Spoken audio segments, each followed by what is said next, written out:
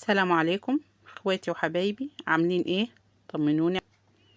ان شاء الله النهارده هنعمل حاجه من تفريزات رمضان. هنعمل الطماطم، هنسويها نفرزها في الفريزر لحد رمضان ان شاء الله.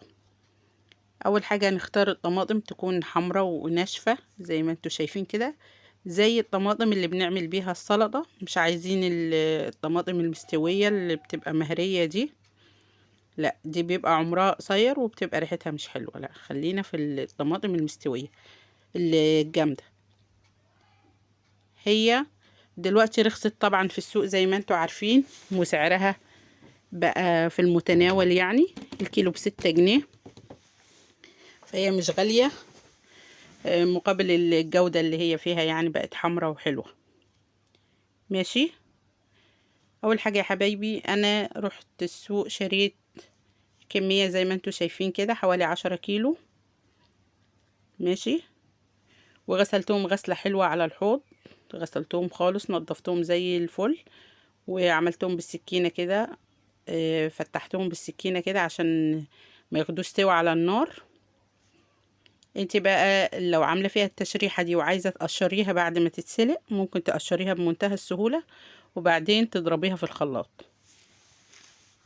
بس انا حطيتها على النار ومعرفتش ان انا اقشرها بعد كده، فاضطريت ان انا اضربها وهي في الحلة كده بالقشرة. هنشوف في الفيديو هنعمل ايه. الاول اهو الطماطم زي ما انتوا شايفين كده غسلناها وصفيناها من المية كويس، وبعدين جبت حلتين لان حلة واحدة مكانتش هتشيل الكمية دي. جبت حلتين وحطيت فيهم الطماطم، قسمتها فيهم،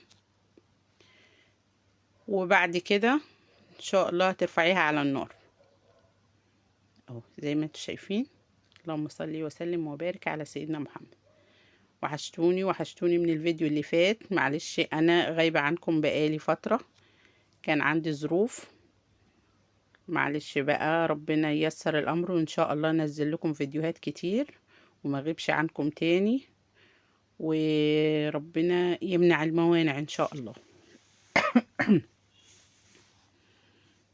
اهو يا حبايبي شايفين، هرفعها دلوقتي على النار وتسيبيها تغلي غلوتين او 3، يعني مش فترة كبيرة، عشان ممكن يعني لو غليت كتير هتلقى الحلة كلها مية، مش هيبقى فيها عصارة، يعني زي اللي هي اللحمة بتاع الطماطم ده هيدوب من كتر الغليان.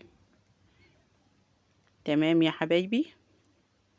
في ناس بتحب الطماطم دي تفرزها وهي سليمة كده، يعني زي ما هي كده تجيبيها تغسليها على المصفى وتجيبي اكياس التلاجة وتحطي على المقدار الطبخة بتاعتك، يعني قد كيلو كيلو الا ربع، وتربطيهم في الكيس وتحطيهم في الفريزر.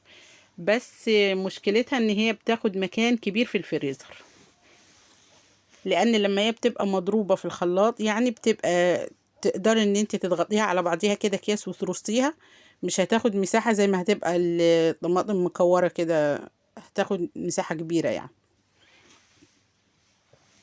اهو يا امارات شايفين بعد ما غليت غلوتين 3 بقت بالشكل اللي انتوا شفتوه كده، قلت في الحلة وبقى فيها يعني نسبة مية، فما نفعش ان انا امسكها واقشرها لانها بقت طرية، فضربتها بالهاند بلندر زي ما انتوا شايفين كده. وكل اللي عملته ان انا ضفت عليها شوية ملح، يعني كل حلة فيها حوالي 5 كيلو طماطم، ضفت عليها قد معلقة ونص ملح كده وشوية زيت، وسبتها لحد ما تبرد شوية. تمام يا حبايبي، اهو شايفين شكلها ازاي وحمرها جميل ازاي كده، تبقى جميلة معاكي في عمايل المحشي، في مكرونة، هتطلعي كيس تعملي خضار، هتوفر عليكي وقت ومجهود كبير. ان انت هتيجي من بره مستعجله، هتجيبي بصليتين تخرطيهم وتطلعي الكيس يفك من التلج، على ما تحمر البصله تفضي عليها كيس الطماطم وهتتسبك الاكله، يعني مفيش في ساعه الا ربع هتكوني عملتي احلى وجبه، احلى طبخه، وجنبيها شويه رز، وبألف هنا على قلبك يا حبايبي. ماشي. ادي الطماطم، القوام بتاعها ما تبقاش طريه قوي لان احنا ما ضفنا لهاش ميه، هي دي الميه بتاعتها، بيبقى قوامها كده زي المربى كده لما بتضربيها، زي مربى الجزر كده،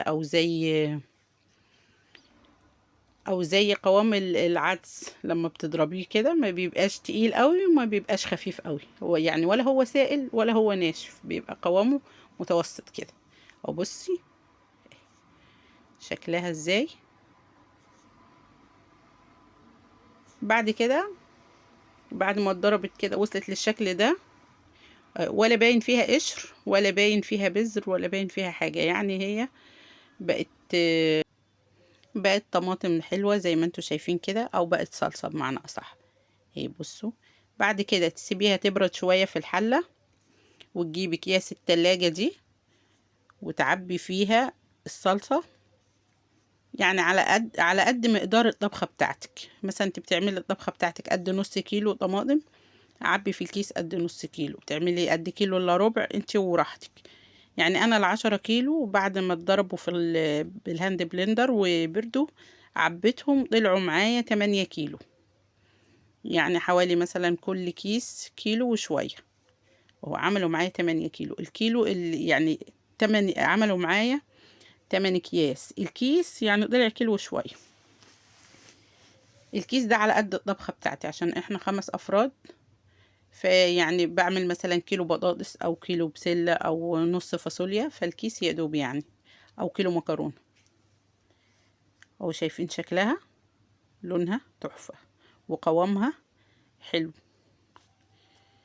بس هتسيبيهم لحد ما يهدوا كده من السخونية، وتفضلهم مكان في الفريزر، وترصيهم فوق بعض، وتركنيهم عندك لحد رمضان ما يجي. مرة تاني وانتي في السوق تجيبيلك كام كيلو زي كده وتفرزيهم، تفضي مكان في الفريزر وترصيهم على جنب. هيجي رمضان هينفعوكي، بدل ما نقعد لسه نسبك ونضرب في الخلاط ونوجع في دماغنا في رمضان. تلقي حاجتك جاهزة وتوفر عليكي وقت ومجهود. ده شكلها وهي سائلة في الكيس، وده شكلها بعد ما اتجمدت اهي. بصي لما اتحطت في الفريزر تاني يوم، بصي شكلها عامل ازاي. حاولت ان انا اطلع الكمية كلها اوريها لكم، بس ماسكين في بعض في الفريزر مش عايزين يطلعوا. هم طلعوا 3 اكياس بس، انا قلت اوريكم شكلها، يعني مش واخدة مساحة كبيرة برضه. تمام يا حبايبي، ادي احنا على قد ما نقدر بنوفر على نفسنا الوقت والمجهود والفلوس، عشان في رمضان بتغلى الطماطم برضو. وربنا يعود علينا وعليكم الأيام بخير يا حبايبي، وكل سنة وانتوا طيبين. وما تنسوش اللايك الجميل منكم، واشتراك في قناتي لو ما كنتوش اشتركتوا في قناة بنت العمدة أم يوسف، واكتبوا لي في التعليقات تسلم ايدك يا أم يوسف. والسلام عليكم ورحمة الله وبركاته.